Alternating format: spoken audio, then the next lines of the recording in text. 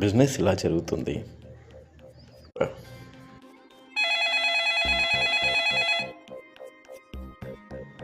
Sir మీకు loan offer ఉంది sir. మీరు నాకు కూడా మొన్న కాల్ చేశారు.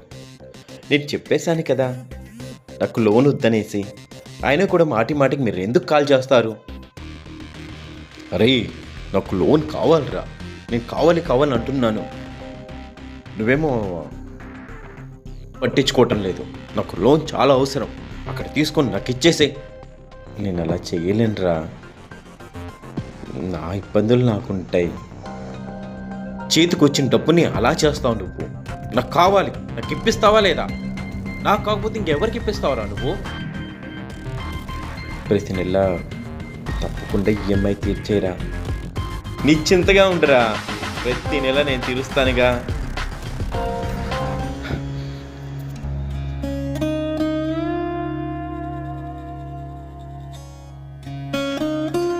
రే డబ్బులు ఇప్పుడు ఇస్తావురా?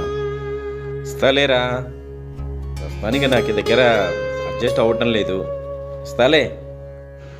రే డబ్బులు ఇప్పుడు ఇస్తావురా?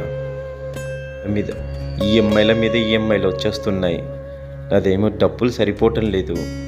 తొందరగా ఇరా. ఇస్తాలే, వచ్చే డబ్బులు వచ్చేవి ఉన్నాయి, అవి రాగానే ఇచ్చేస్తా. నీ డబ్బులు నీకు ఇచ్చేస్తా. ఫ్రెండ్స్, ఎప్పుడు జనాల్ని నమ్మి వాళ్ళు ఎవడైనా కానీ ₹1 కాదు కదా, ₹1 కూడా అప్పు ఇవ్వకండి. మీరు ఇస్తున్నారా, మనస్ఫూర్తిగా మనకి ఇచ్చేయండి అంతే.